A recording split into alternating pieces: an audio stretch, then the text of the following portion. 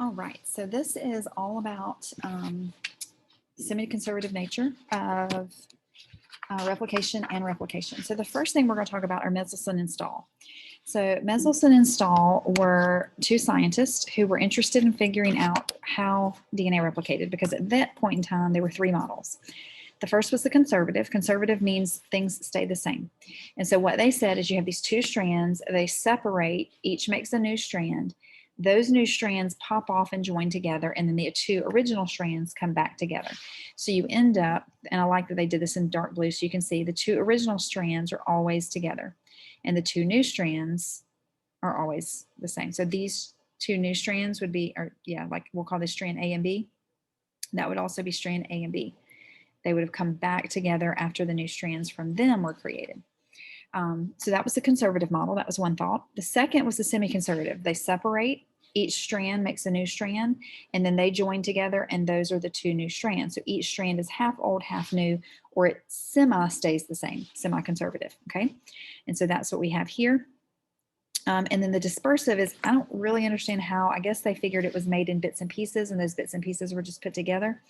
But basically, the old DNA is dispersed among the new. It's all mixed in. So you have a little bit of old, a little bit of new, a little bit of old, a little bit of new on the other strand. It's all mixed as well. So you can kind of see that there's a little bit of old and new on each side. And Meselson and Stahl said, well, how about we figure out which it is? I don't know that they really knew that they were going to figure it out, but they had hoped. So they did this experiment where they cultured bacteria in a heavy isotope, and they left it in there long enough where all of the DNA would incorporate this nitrogen in its new strand. So they left it in there a while and let it replicate. And so eventually all of the DNA would have, or most of the DNA would have this nitrogen in its heavy nitrogen in it, because you're constantly making DNA. And so you're constantly making the bases, the nucleotide, that's the 5-carbon sugar, the phosphate group, and the base. And so as you make those bases, you're incorporating that nitrogen in there. And so as you make new DNA, this new nitrogen that's present in the environment is what you're going to put in there. It's another way that we can tell if people have been exposed to things during their life. We can look and see if there's any isotopes. You know, if somebody was around Hiroshima or Nagasaki, then we might see some of those isotopes in their organic compounds in their body, in their teeth and bones. That were incorporated as their body made those monomers back after that, those explosions. So anyway, that's kind of what they did with bacteria. They exposed it to this heavy isotope, let it incorporate into its DNA, let it do its thing, and then they put it into a lighter isotope. And so then what they did is, after this first replication, after they left it in here a while, they centrifuged it. And what they found, after they put it in here and let it replicate one time. So they know bacteria, some bacteria can go through mitosis, or what, not mitosis, binary fission. Sorry, I misspoke. Mitosis is only if you have a nucleus. Binary fission in about 30 minutes. So they can reproduce about every 30 minutes. And so they know how long this bacteria takes to reproduce. So they made sure that pretty much all of the DNA had this. And let's say it's a 30-minute bacteria. They put it in here for about 30, 35 minutes, let it reproduce one time, pulled some out, and checked its DNA. And when they did that, they found that the DNA was a mix of heavy and light.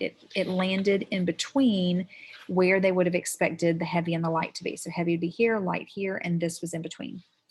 Okay, so that told them, well, it's not conservative, because if it was conservative, we would have gotten a heavy band and a light band. So automatically from this first experiment, or the first part of their experiment, they could have gotten rid of the conservative model, because they know this wouldn't have worked. This would have given us two bands. This would have given us one band in the middle. This would have given us one band in the middle. So they know, okay, well, it's got to be one of these two. Then they had some bacteria that they left in there, and they left it in there long enough to let it replicate a second time. So another 30, 35 minutes. And then they took that DNA out, that bacteria out, and took its DNA out and centrifuged it. And this time they found two bands, one still intermediate, and now one of the light that was all lighter. So it was up where that 14 would have landed. Okay, so now we go back to this. We already know that one's out. So this one, which one is going to give us two bands, one intermediate and one light? Okay, well, this one's going to give us an intermediate band from these and a light band from these. So it could be semi-conservative. This one, because all of them are a mix, would give us one band again in the middle. So we would have expected to see the same thing, one band in the middle, if dispersive was true. And so they were able to figure out, just this simple experiment, that semi-conservative was the actual one to go. Okay, the one that is correct, I should say. I can explain how the structure of DNA fits the model. So the structure of replication, the structure of DNA is such that the backbones are solid. So that's another clue that maybe it's not that dispersive, because these are pretty solid bonds. These covalent bonds, they're not going to get broken up and kind of thrown all over the place like the dispersive model says. But the bases in the center are very weak. And so they can be broken and reformed really easily. And so we know now that they break, these pieces separate, the molecules come in, the helicase, all that stuff we'll talk about in a minute, come in and they build those new strands. And so now you have that new strand that's actually half old, half new. Conservative model would have said that these two broke apart, reformed and created a new strand, and the two old came back together. And that could work as far as the structure of DNA. We just know now that that's not how it works. But the structure of DNA would support conservative or semiconservative. It just would not support disruptive. I can define the replication fork or bubble. One of the first things that happens is this molecule, this enzyme called helicase, and it's an enzyme we know because it ends with ace and it works on the helix. That's why it's called helicase. It gets in there and it like noses its way into the DNA and breaks those hydrogen bonds, and it creates this little space. So here's DNA before helicase and here's DNA after helicase. That space that it creates is called the replication bubble because it looks like a bubble. And so you can see here is the replication bubble. On each end, the dark being the old strands, on each end you have a replication fork.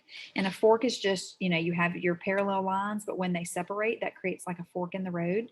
And so that's what it is. And so we have a fork on this side and we have a fork on this side, okay? And so that is what the replication bubble and fork are.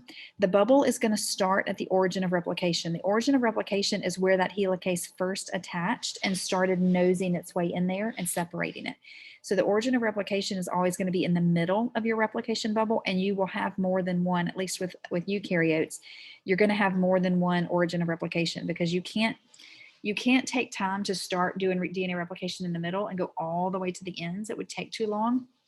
So what the body does is it starts it along and along. So it'll start it here, and then those replication bubbles will grow. They will get bigger and bigger and bigger until they meet. And so that allows us to start multiple places of replication at one time and just speed things up. I can give the direction of DNA replication. DNA replication is always going to occur in the 5' to 3' direction.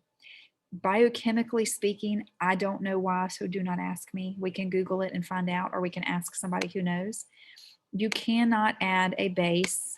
I don't know if I have a picture of DNA in here that shows that much detail, but you cannot add a base. If you'll remember, the DNA is has a 5' sugar called deoxyribose, a 5 carbon sugar that has DNA that has called deoxyribose.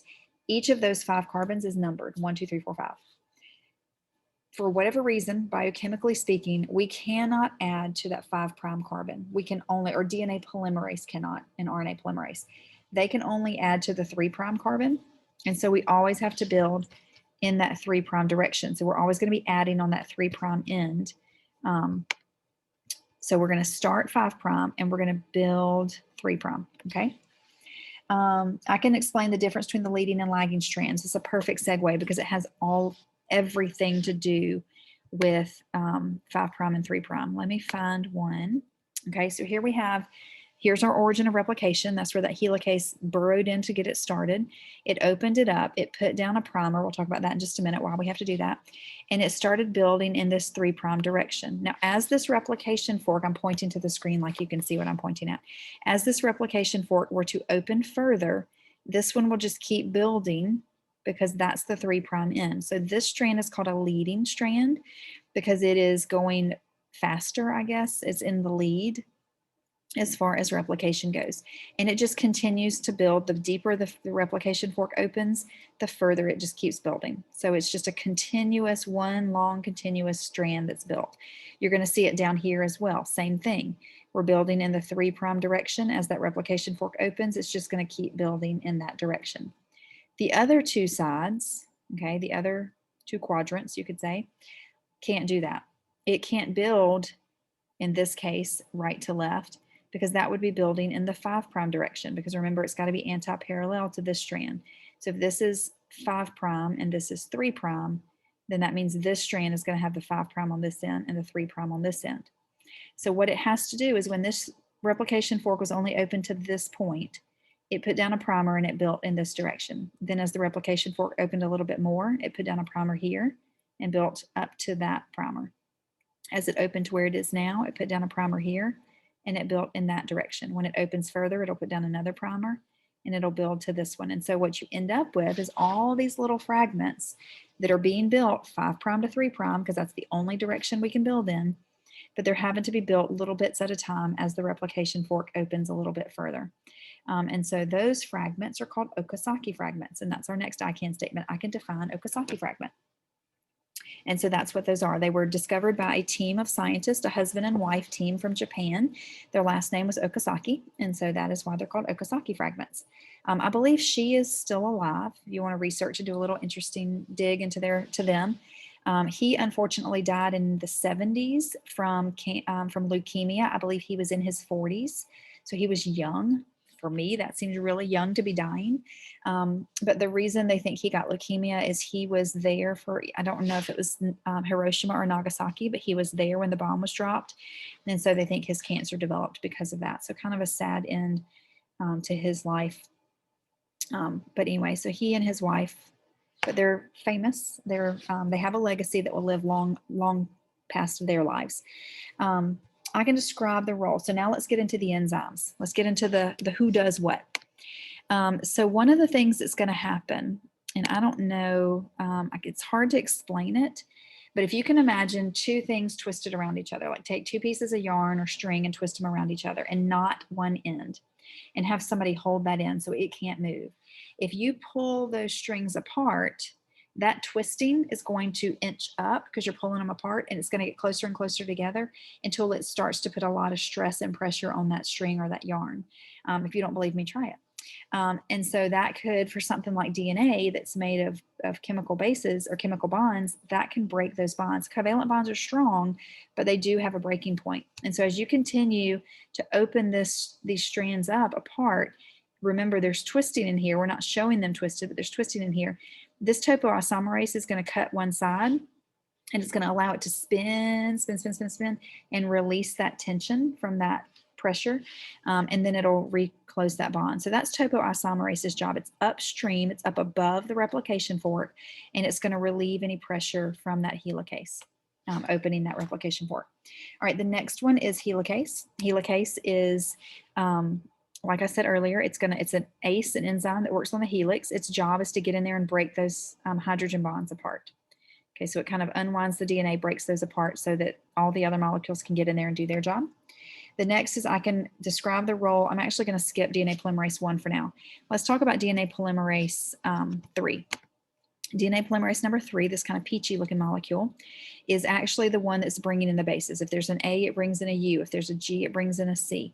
And it's actually building that new strand in that 3' direction. It's the one that's adding the bases, but it can only add them to the 3' carbon on the base before it, or the nucleotide before it. I'm going to come back to polymerase 1, I promise. I'm just not yet. I can explain the role of primase. I don't know if I have that one on your I can statements actually, but you do need to know it. Primase is an enzyme that is going to put down an RNA primer. For some reason, DNA cannot build cold turkey. It has to be built off of something else. And so it builds off of RNA. So primase comes in, I think it's up here. It sets down an RNA primer. That RNA primer gives DNA something to build off of now, or that DNA polymerase something to build off of now. And so primase is doing that job. What DNA polymerase 1 does, I promised I would come back to that, is DNA polymerase 1 comes in and it is going to, I don't know if it's on this one, yeah, there it is, it's this yellow one. It's going to remove that RNA primer and replace it with DNA bases. So it's going to make sure that everything is DNA. The last one is ligase. DNA ligase is going to fuse everybody together. So it's going to fuse these Okazaki fragments together. It's going to fuse, at the origin of replication. Let's get back up here. You've got a break there. It's going to fuse that break together. So anywhere there's a break in the DNA, it's going to be responsible for fusing those back together. All right, what happens during replication is mistakes are made. This would also be a good picture for you to use for your draw color label. Just saying, if you haven't already done it, which probably you should have at this point. I think it's already due. But anyway. All right, so what do we do to correct those mistakes? Well, there's a couple of things. The first thing is that the DNA polymerases 3 and 1 up here, where were they at? Here we go.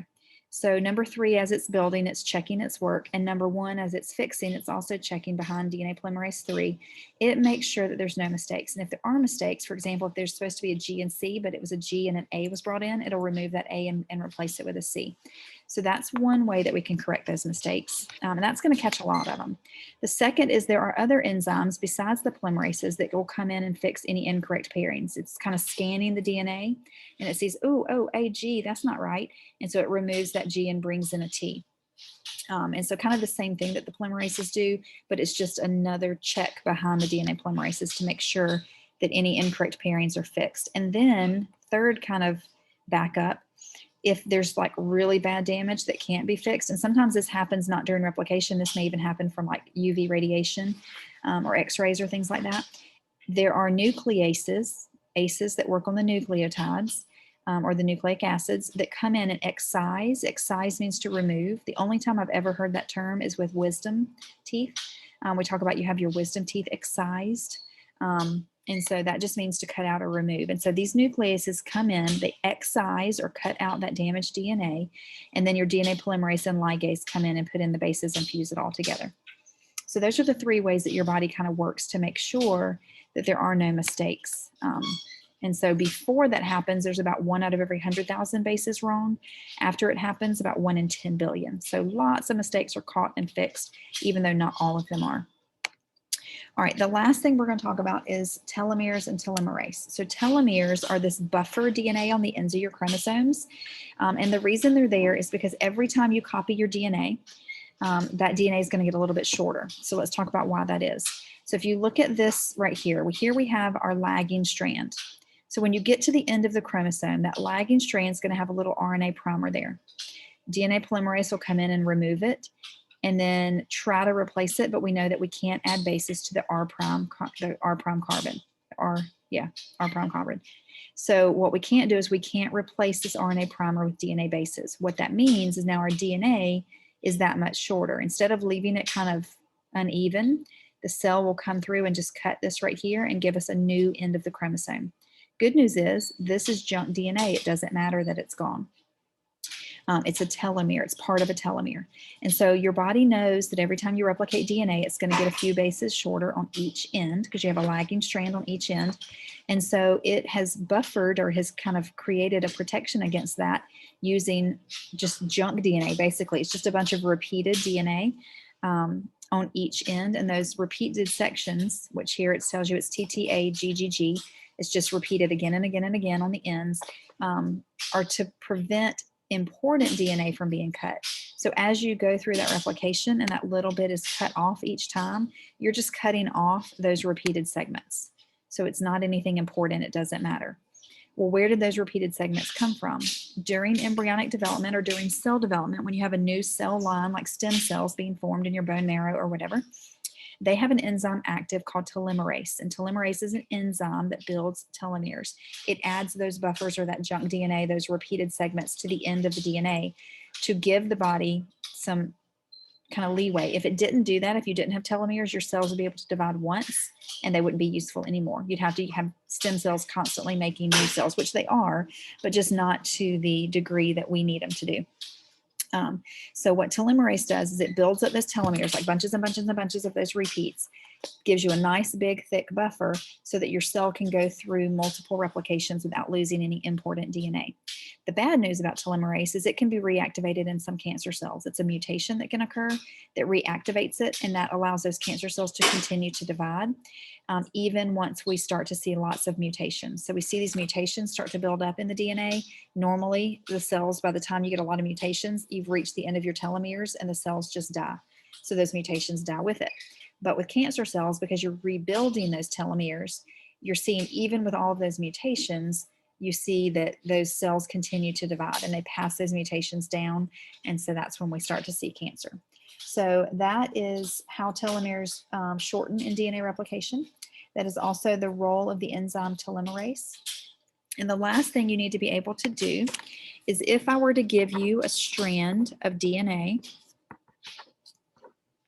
such as that, you should be able to give me the complementary strand. And that's just knowing those base pairing rules that this is the template strand, this is the complementary strand, that A goes with T and C goes with G. And so if you're ever given that template strand, you should be able to give me the other strand. You should also be able to tell me if this is 5' that to 3', then this would be 5' and 3'. So you should be also be able to tell me which end is the 5' end and which is the 3' end if it was given to you on the template strand. You might also have to say which direction was it built. Well, it was being built in this direction because we know we always build 5' to 3'. So those are just some things you might have to be able to perform on the AP exam in regards to replication. And that's it. So if you have any questions about DNA replication, the enzymes involved, the errors that happen, how we fix those errors, telomeres, any of that kind of stuff, just let me know and I'll go over it with you some more.